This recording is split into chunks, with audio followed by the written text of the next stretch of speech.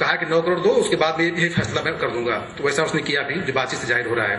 तो बेहद निराशा के इस दौर में उम्मीद की बहुत अच्छी किरणें हैं, उम्मीद की बहुत मौके हैं बस।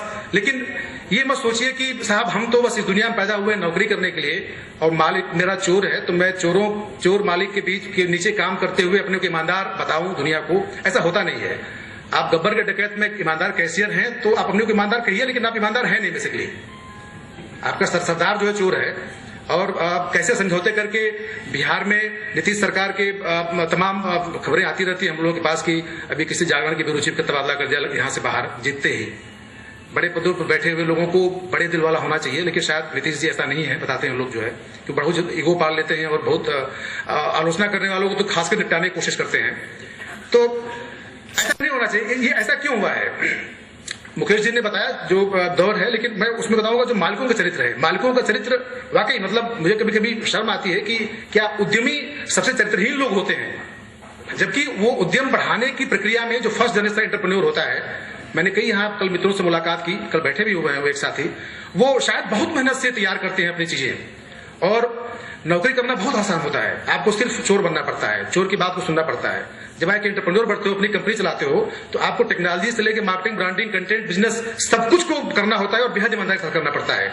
और जहां आप बुरा भी करते हो तो कहने की अपराध बोध आप मन में होता है और उसे आप एक्सप्रेस भी करते हो तमाम मंचों पे। मैंने लिखा है कि जब मैंने कई जगहों पे विज्ञापन के लिए मैं शुरुआत में गया सर्वाइवल के लिए, तो तमाम कंपनियों ने, मीडिया कंपनियों ने कहा कि हमारे आप कंटेंट को नेगेटिव मत छापिएगा कभी, हम विज्ञापन दे रहे हैं आपको। सर्वाइवल का संकट था, विज्ञापन लिया, लेकिन अब नहीं लेते हैं हम, बल्कि विज्ञापन होता है तो भी नेगेटिव छापते हैं। तो हम भी प्रयोग कर रहे हैं, क्योंकि इसलिए प्रयोग कर रहे हैं कि हम बाय बर्थ एंटरप्रेन्योर नहीं है और हम लोगों का भी सर्वाइवल का संकट है। लेकिन इतना पता है कि हमारी जो आत्मा है वो ईमानदार है और हम बुरा भी करेंगे तो उससे सबक लेके आगे बढ़ने की क्षमता रखते हैं। और हमने इस बात को अपने पाठकों से अपील की है कि मुझे भ्रष्ट होने से बचाएं।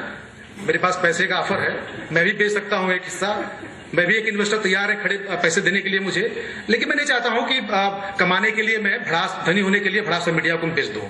मैं कमाने के लिए कोई और धंधा कर लूंगा, मैं ठेले लगा लूंगा, मैं भी कोई सब्जी की चेन खोल लूंगा यूपी में, मुझे कोई दिक्कत नहीं है। लेकिन पत्रकारिता में अगर है तो हम वो काम ईमानदारी से करें, क्योंकि पत्रकारिता बेसिकली जनता का काम है, जनता का काम है, ये दलाली का काम नहीं है। तो हम पत्रकारिता को धन इकट्ठा करने के लिए हथियार न बनाए, माध्यम न बनाए, और बल्कि मौका पड़े तो अपने मालिक के सारे डॉक्यूमेंट्स लेके भाग जाएं और विकिलीक्स को दे दें। शुक्रिया। यशवंत जी ने पत्रकारों को एक टिप्स दे दी है कि अगर नौकरी छोड़ना हो तो उसके पहले क्या तैयारी कर ले।